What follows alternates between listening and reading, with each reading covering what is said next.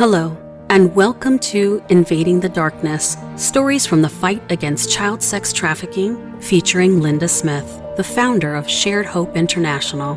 Join Linda as she shares stories from her 23 years of fighting the battle of domestic minor sex trafficking. Our desire is that each episode of Invading the Darkness will help you understand the importance of fighting child sex trafficking, as well as equip you to join in that fight.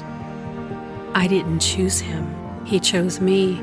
Those are the words of Brianna, a 17-year-old girl who was targeted by a group of traffickers. Fortunately for Brianna, she had friends that knew the warning signs of trafficking, but Lacey wasn't so lucky. Hear both of their stories and learn how to protect the children in your life. Let me pause to define more clearly the kinds of child trafficking. Survival sex is still a form of trafficking, where a young person finds himself in a situation on the streets where they trade their body for food or shelter. Although a pimp isn't always present, these cases are still defined as trafficking anytime a minor is used for sex in exchange for anything of value. That could include shelter, food, clothing, transportation, protection, even drugs. There is also familial trafficking, where a family sells their own young person for commercial sex. In this case, the child is still living at home and attending school with different indicators. It can be hard to identify. Some pimps use violence to gain control of their victims. These cases may include abduction, forced drug use, and threats against family members. These types of pimps are referred to on the streets as guerrilla pimps. Then there's gang trafficking, which is different than any other forms of trafficking, in that the gang becomes your family and you belong to them. But your contribution to the gang's income comes from selling your body for sex. But the one that's most common in America is based on a fraudulent relationship that appears to be a boyfriend, but has ulterior motives. The short video you're about to hear is about two pretty ordinary girls that met traffickers in different ways. The traffickers chose them. And about an extraordinary member of law enforcement and a community that came together to rescue these two girls. You'll learn a lot from their voices, and I think it will help you as you learn to be proactive in your community to fighting this horrible crime of trafficking.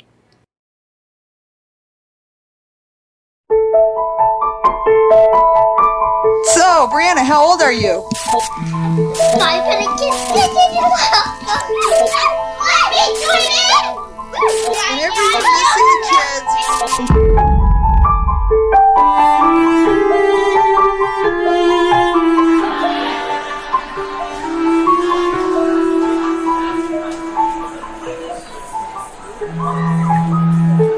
I think the most common way we've seen these traffickers or pimps get involved in these girls' lives is they pretend to be an older boyfriend. And really, again, we're talking about young girls that could be 12, 13, 14 years old, and perhaps they've never had a boyfriend. So to have this older male come into their life who's pretty charming, who's pretty charismatic, and suddenly paying attention to them like they've never had it before, offering to buy them things, offering to take them to dinner, to movies, have their hair done, their nails done, a tanning salon. This connection's made, and these young girls actually fall in love with these guys and believe that this guy loves them back. And then one day he asks for something, and even though she doesn't want to do it, she's so worried about losing him that she will. And once he's had her do it once, he pretty much can control her from then on, through shame, through drugs, through threats about family or physical beatings. But the reality is it can be any girl. And we've learned that through experience, unfortunately, that girls from good homes, girls that have good grades, do all the right things, can still be exposed to this. The 17-year-old girl that I'm familiar with, her name is Brianna. And Brianna comes from a small town, was an A student, an athlete, volunteered in her community, was a cheerleader, and attended college while going to high school. And she came into my life through a phone call I received on a Saturday night. My name's Brianna, and I didn't know about sex trafficking until I was in the middle of it. I'm sure you're like me, where you think that sex trafficking wouldn't affect your life, but I'll tell you my story. I was from a small town and just really enjoyed being a part of the community.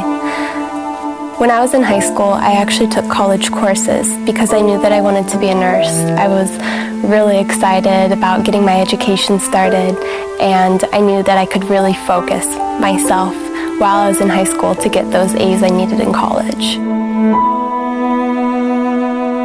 I was waitressing and just doing a good job. I was always really friendly and would have conversations with my customers. What I didn't realize was that one of my customers, he was gathering information about me through our innocent conversations, where I was going to school, what my family was like, you know, what I wanted to be. He was gathering information about me to eventually use it against me. I was just at work one evening, and some guys came in, and they were really cool. One, his name was Nick, and he was like 24. He played football at a university. He was tall and blonde, and he was super funny. We were just like laughing the entire time that he was having his meal. He told me that he was from Seattle, which I thought was just a coincidence. And I told him that, you know, wow, I want to move there.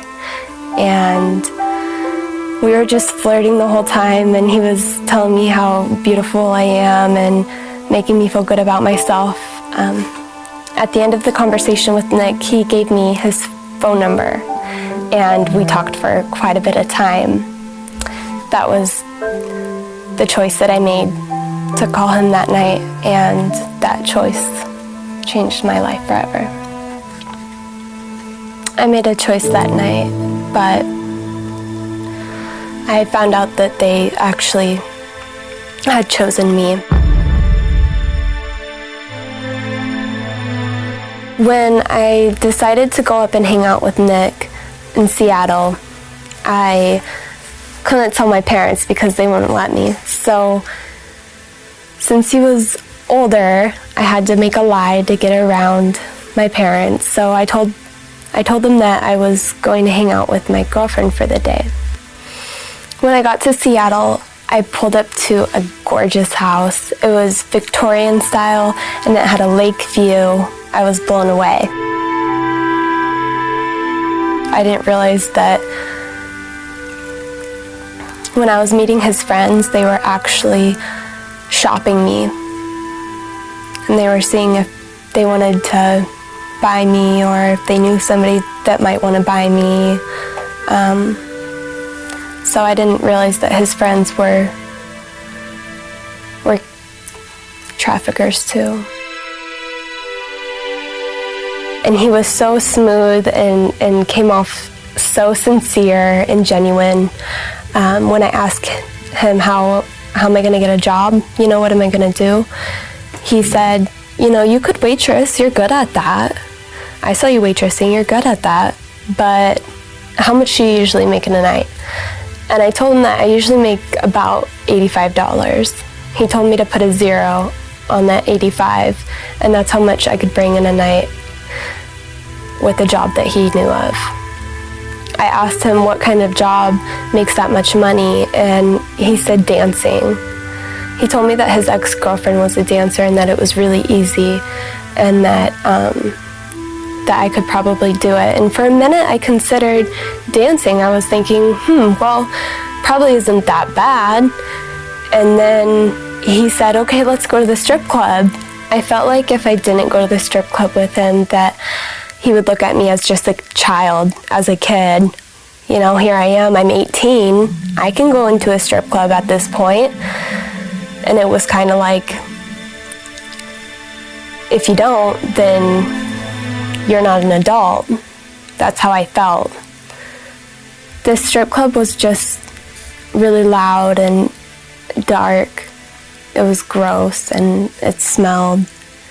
It didn't feel very comfortable, and you know, it's like everything has this like sticky look to it. You don't really want to touch anything because everything's got germs on it. I felt kind of gross that I was even in there. I was only in the club for 2 nights dancing, but in that time frame, a lot of guys wanted to take me home, and one guy, he offered me $1,000 for an hour, and I couldn't believe it. So me and Nick talked about going to Arizona, and we both decided that I needed to return my dad's car. And so we were gonna do it the next day. On my way to return my dad's car, I was calling friends to help me move out and get the car returned and then get me back up to Seattle. So the only friend that offered to help was my ex-boyfriend, and his name was Evan. I was surprised that he was gonna help, but we just kept a really close relationship. We were good friends still, so when Evan agreed to help, I was relieved. And when I got to his house, though, he was asking me so many questions. Evan was so concerned about where did they get all this money and why aren't they working. He was asking just these questions, and I was starting to realize that he didn't really want to help me. And then I realized that he was trying to talk me out of going to Arizona and moving out. And so I wanted to go. I wanted to leave. So on my way of walking out of Evan's door, his parents were there. I felt like Evan betrayed me because he called his parents and my parents to try to help convince me not to go to Arizona and not to move out. And, you know, here I am, given all these opportunities to go to school in Seattle. I felt like it was a dream come true. I was going to Arizona for winter break, and they all didn't see it. I felt like my family and Evan, they wanted to keep me just in this little bubble, and that I'm just a child and I don't really know what I'm doing. So I was upset. I was really mad at Evan. I felt like he completely was ruining our friendship. He had lost my trust. And a woman walked into the room and introduced herself. Her name was Linda Smith, and she was a specialist in getting girls to recognize and flee from human trafficking. After a long conversation with Linda, I started realizing that, and I started realizing and recognizing that I was being groomed for trafficking, that I was in the middle of the process, and that it was almost too late. I thought Nick was the good guy and Evan was the bad guy. He was selling me out like a snitch. But now I realized he saved my life. Nick was grooming me to be trafficked. I started getting angry and upset. Linda, from all the stories that she was telling me, she told me one about a 13-year-old girl who was tricked on the night of her birthday.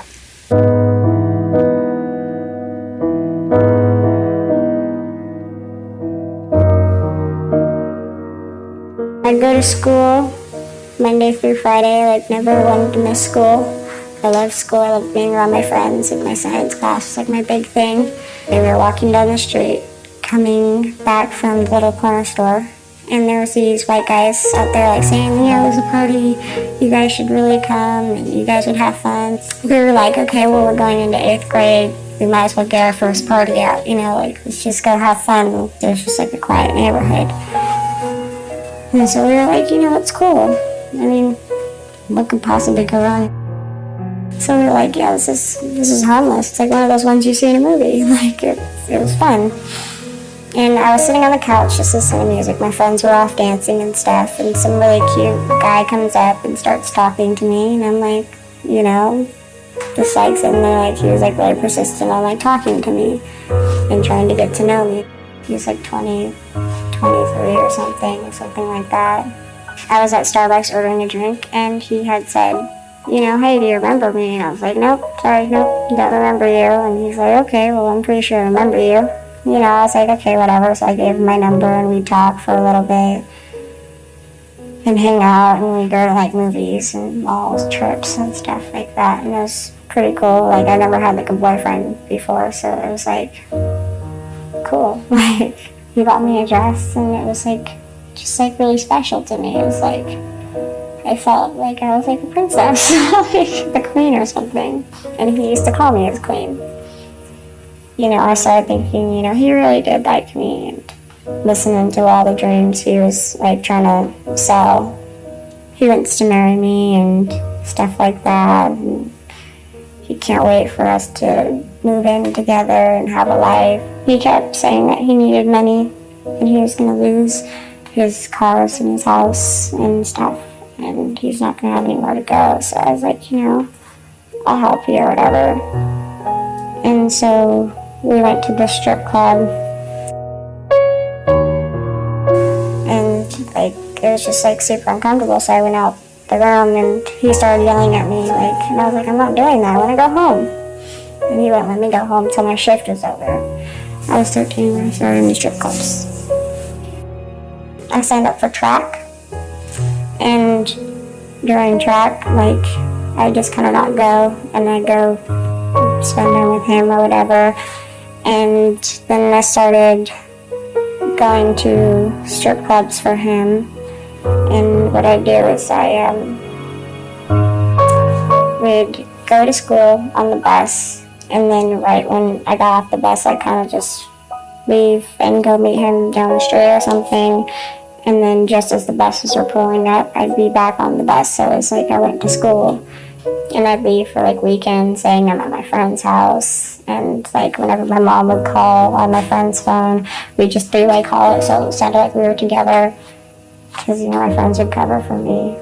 When I was doing the first part of my 9th grade year, I had this friend, Jordan, and I was on the phone with him, and he was like cussing me out and saying, he doesn't know why I even bother with school. I'm not going to be anything, because that's who I am. And like I hung up the phone, and I like kind of dropped a couple tears. And that night, my first night, I got in the car with 3 people. Like, I don't know, I puked for about 30 minutes. Most of like my trips and stuff were like kind of old. They're like in their 40s and 50s, maybe older. I was scared. I was nervous. I didn't want to do it, but I couldn't come back without any money. He's kind of a very physical kind of person. He, like, you mess up on something, he'll slap you, or, depending on what you did, he'll, like, choke you out.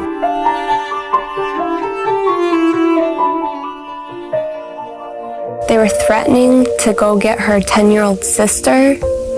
They were threatening to go beat up her family. And they had taken video of Lacey being raped the first night and threatened that they were going to use video of her having sex with other men to show to her youth group and to show to her school. She wouldn't have felt like she belonged anywhere. She didn't feel like she belonged with her pimp, but she wasn't safe going home. I just didn't know about trafficking and that there were older men preying on teenagers to bring them to a market to sell them.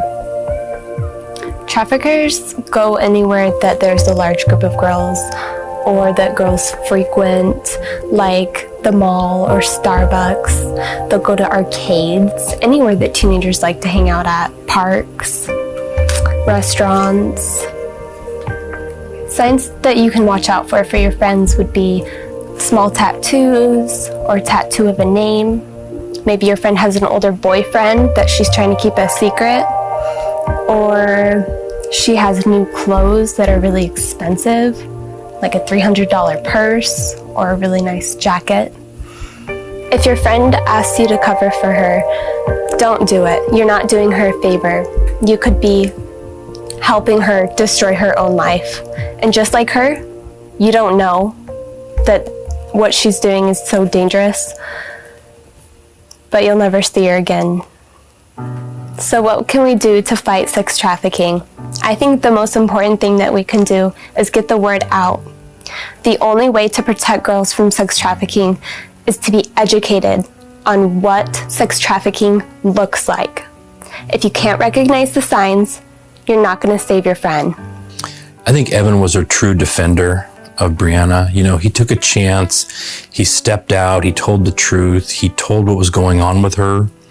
He violated her trust in the interest of protecting her. And I think that's a good lesson for us. Had he not done that, we might not have Brianna here with us today. I think what's important to understand is that these pimps have studied, preyed upon, stalked these girls. They do know where they live. They do know about their family. And when they threaten these girls don't feel safe. They don't feel that they have the ability to return home. And that was one of the questions we used to struggle with is, if this girl was doing something she didn't want to do, why wouldn't she just leave? And the fact is they can't see their way out of it. They don't see a safe way out of it. I would want to make sure that you understand where these guys are at. They're at your malls. They're at your stores. They're at places where kids congregate.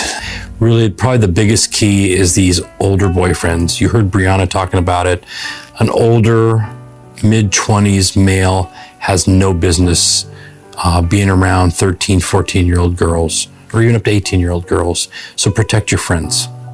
When we look back at Lacey's friends who really could have intervened at different points in her life and didn't, she's never seen those friends again. So the fact they thought maybe they were protecting her at the time really never helped her, and they've never been around in her life since. You might be saying, oh, I want a copy of that, but I would encourage you to use Chosen. It's a great tool you can use in your schools, your Rotary, with your family and friends, and to protect the youth in your community in other ways. But I'll give that to you today, and you can just click on the link in the podcast description to download the Chosen video and get started. Thank you for listening to Invading the Darkness, stories from the fight against child sex trafficking. If you would like to learn how you can help put an end to child sex trafficking, please visit sharedhope.org/takeaction. New episodes of Invading the Darkness are released every Tuesday at 9 a.m. Pacific. If you have enjoyed this episode, please consider leaving us a 5-star rating as well as a written review. Federal law dictates that any minor sold for sex is considered a victim of trafficking, but not every state applies that law equally. In Episode 3, Linda tells you more about Zeffie, a victim you've heard a little about in past episodes. She also shares how each state in our country needs strong, consistent laws that protect our children.